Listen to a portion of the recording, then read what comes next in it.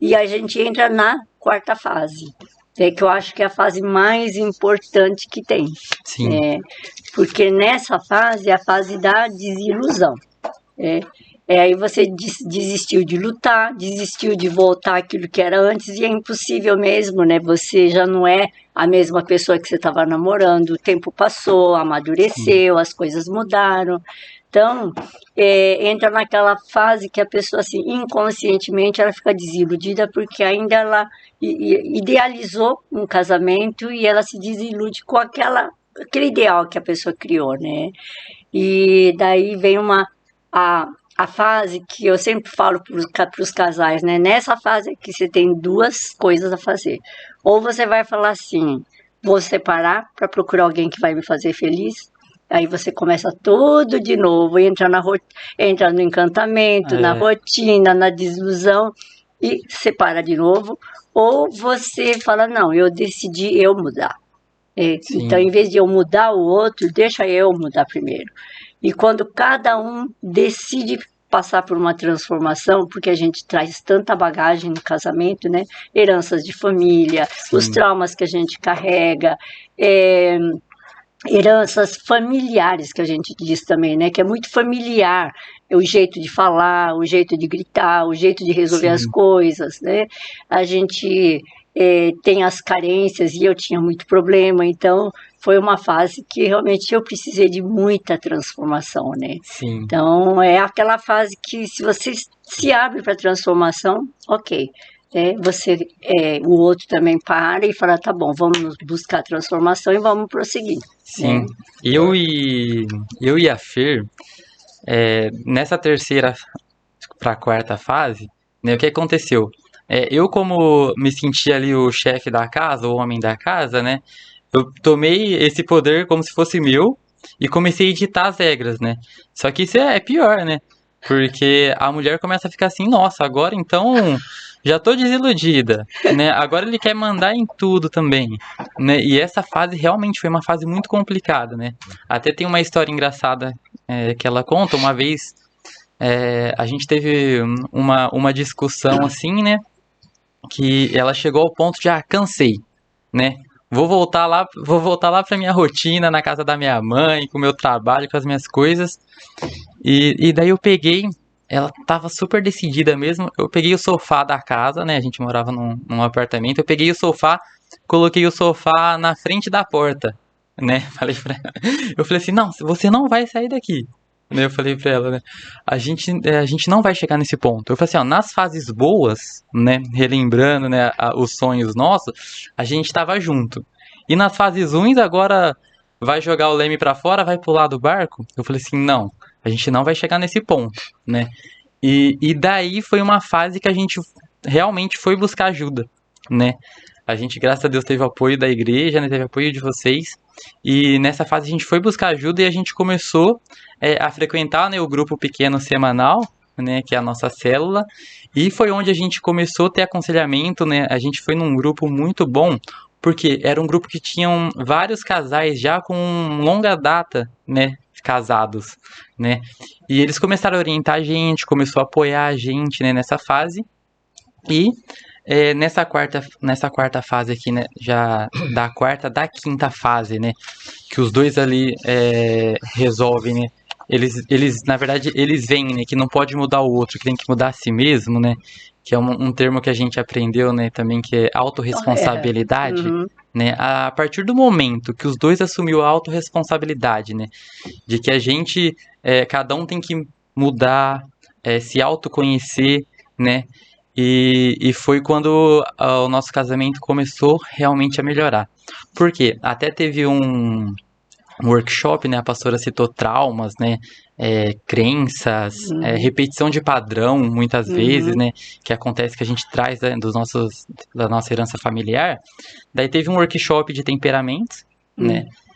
Até contando, isso aí com certeza é uma das coisas, um dos pontos que a pastora mais me ajudou a mudar a minha vida, porque teve um workshop de temperamentos e no final a pastora fez um exercício de perdão.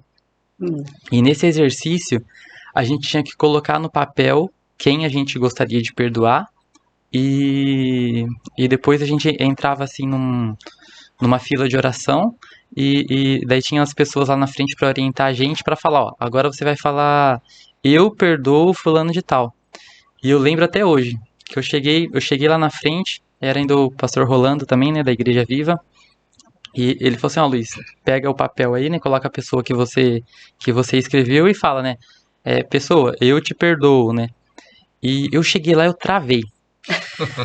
Eu falava assim, Deus, eu perdoo. Ele falou assim, não é pedir perdão pra Deus falando que tá perdoando, você vai falar que você vai perdoar a pessoa, né? E essa pessoa era meu pai. Hum. E eu peguei e ele falou assim, Luiz, não é assim pedindo perdão pra Deus. Você vai falar o nome da pessoa e vai perdoá-la agora.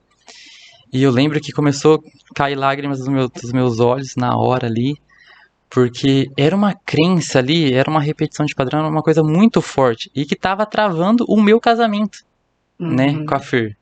E naquele tempo a gente não conhecia ainda nada, né, de inteligência emocional. E para mim aquilo ali foi libertador.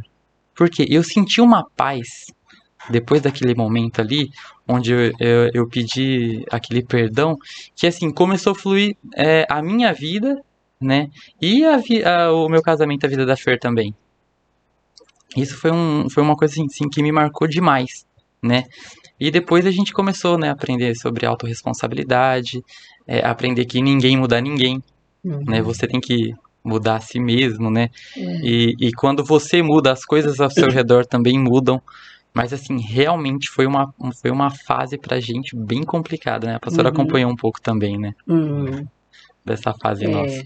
Mas que bom, né? Porque o duro é quando a pessoa para na quarta fase e desiste mesmo, né? Sim. E fala, o amor acabou, não tem mais nada em comum, eu me enganei, né? Vou procurar alguém que vai me fazer feliz. E na verdade não é, né? Então isso eu acho muito importante, até esse papo que a gente está tendo, né? Porque pode ser que atinja algumas pessoas que estão nessa fase. Sim. E acha que acabou tudo, não tem mais jeito. E na verdade essa autorresponsabilidade, quando fala, não, deixa eu ver aonde eu preciso, né? O que eu preciso melhorar em mim, né? E até ter coragem de perguntar: o que você gostaria que eu mudasse? Sim. O que faria diferença no nosso casamento se eu mudasse o quê, né? Então, Verdade. isso a gente, quando fazia cursos de casais, a gente dava sempre aqueles 10 minutinhos para praticar, porque se você falasse vai fazer em casa, não faz, Não né? faz. E ainda eu falava assim, primeiro o homem fala, depois a mulher, porque quando a mulher fala tudo, muito, o homem fala assim, é tudo que você falou. Então eu falei, não, fala primeiro o homem, e nesse tempo a gente falava mesmo, conversava. O que você acha que eu preciso mudar? E a gente tinha esse papo, não só que a gente dando curso, mas a gente praticava junto com todo o Sim. grupo, né? E lá aparecia coisas que a gente achava que já estava resolvido, mas que estava incomodando um Sim. ao outro. E o pastor Mário também, o homem tem mais dificuldade, né? Em falar, né? O que precisa mudar, né? Porque sempre que a gente tem, eu e a Fer, a gente tem esse papo até hoje também, né? A mulher sempre parece que tem uma lista inteira, né? Agora o homem é mais travado, né? Mas é da própria natureza do homem, ele é assim, né? A maior parte dos homens, pelo menos, e na nossa experiência de ver, é sempre a mulher que vem procurar ajuda primeiro, né? E só depois é que vem o homem para reconhecer que também ele é também responsável pelos conflitos que estão acontecendo no casamento, né? Agora, uma coisa que a gente sempre vê e que as pessoas, algumas pessoas começam a enxergar nessa quarta fase da desilusão, etc. E tal, e decidem tomar uma iniciativa, é que eles reconhecem que uma boa parte reconhece que, por exemplo, eles não fizeram nenhum planejamento, porque hoje em dia o casamento, a pessoa resolve casar, né, porque quer ser feliz e ponto final, né? E o casamento, a gente crê que é uma instituição divina, Deus que instituiu o casamento, e é uma coisa para sempre. Agora, imagina como é difícil você fazer o planejamento para o dia de amanhã, semana que vem, mês que vem, ou para o ano que vem, que seja. Agora, imagina você fazer um planejamento para a vida toda. E ninguém faz, estou exagerando, mas praticamente ninguém faz um planejamento de como vai ser o seu casamento. Você pode ter sonhos. Sim. Né? Você sonha, mas não planeja como você vai realizar esses sonhos, esses projetos. Né? Sim. E quando eles caem-se de que realmente eles não tomaram aquele cuidado de planejar, acertar, olha, primeiro vamos fazer isso, né, depois vamos fazer isso, e mesmo planejando, às vezes acontecem as coisas inesperadas, né, Sim, que não estava assim dentro do projeto, e que muitas vezes você vai ter que abreviar, não digo, adiar os projetos, sim, né? E isso, o não entendimento disso traz muito conflito, porque cada um quer realizar seu sonho pessoal ou mesmo o sonho do casal, como família, sim, né?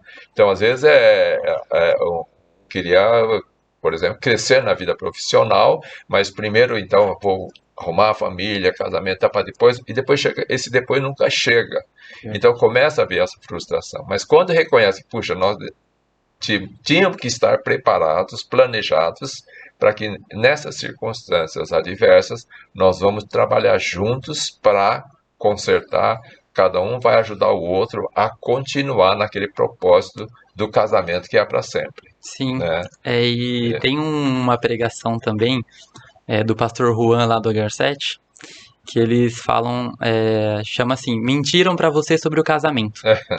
Porque a gente vem também com muita expectativa, né, do que o mundo fala pra gente, né? Ah, o casamento vai ser isso, o casamento é aquilo, né? E muitas vezes, né, nós como maridos, né, como chefe da casa ali, ele cita, né, muitas vezes tá faltando ali o marido ser cristocêntrico. Porque muitas vezes a gente perde a visão do alvo também, né? Porque por mais que a gente tenha nossos sonhos individuais, né? A gente tenha nossos sonhos de família ali, né? Acho que vale muitas vezes perguntar o que Cristo, né, tem para nossa família, né? O que Cristo tem para o meu papel de esposo, né? E para Fernanda, né? O papel dela de esposa, né? O que Cristo tem para nossa família no geral. E isso com certeza foi uma das dificuldades nossa também. Por quê? Cada um estava vivendo ali, querendo viver seu sonho, vou fazer isso, vou fazer aquilo. A gente, assim, tinha as nossas identidades ali, as nossas personalidades, mas não tinha um ponto, um propósito específico em comum para nós dois, né? E isso atrapalhava demais. Por quê? Se a gente não tem um alvo, não tem uma visão, né? E por mais para quem ainda também não encontrou o seu propósito de família, não tem problema. Se simplesmente você olhar para Cristo, aquilo ali já te dá um propósito. Porque Cristo, querendo ou não, ele mostra ali pra gente, né? Marido, faça pela sua esposa, né, o que eu fiz por você, né? E Cristo morreu ali, né, pela igreja. E pra esposa, né, ele fala o papel dela também. Você está junto com seu marido, lado a lado, para cumprir o propósito junto.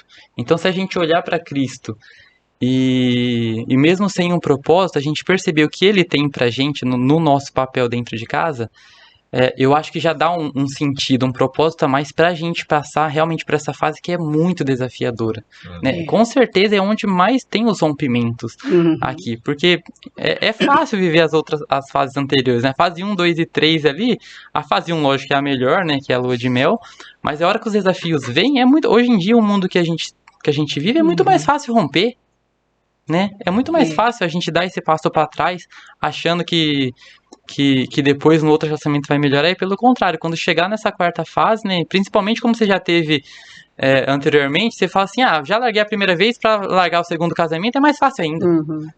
E nessa fase realmente é muito desafiador, mas assim, a gente tem um passo a passo através de conselhos, né, através do próprio exemplo de Cristo pra gente passar essa fase, né. Foi bom você falar sobre isso, porque realmente um dos cursos que a gente dá e que o Mário fala bastante é que quando você tem a esposa e o marido, se os dois buscam Jesus com um triângulo, naturalmente eles vão chegar lá no ápice em Jesus e se unem. Tá separado, mas a hora que eles vão se buscando juntos, estão entendendo qual é o propósito de Deus, né? Até a gente já no aconselhamento, quando vai casar, a gente fala isso, né? Por que você quer casar? Porque eu amo ela. Falando, é muito pouco. É muito pouco. É pouco. Por quê? Falou assim, porque, né, o seu foco de casamento tem que ser muito maior. Ser uma família que abençoa outras famílias da terra, né, ser exemplo, ser influência nessa sociedade. Então, por isso eu tenho esse foco em Cristo, então eu vou procurar o melhor. Vou afiando tudo que precisa, tirando as lascas ali, vou chegar lá, né? E outra coisa também, né? eu quero ser feliz. Não, eu quero fazer o outro feliz. Isso é Sim. bem diferente, né? Então, quando a gente tem que, já lá na hora do casamento, a gente já tem que, né, graças a Deus, né, a gente tem no nosso meio, a gente tem pessoas que formam, né, namorados e acompanham para chegar num casamento pelo menos um pouco mais, né, entendendo a realidade, como trabalhar com isso junto com Jesus, né? Porque senão é impossível, né?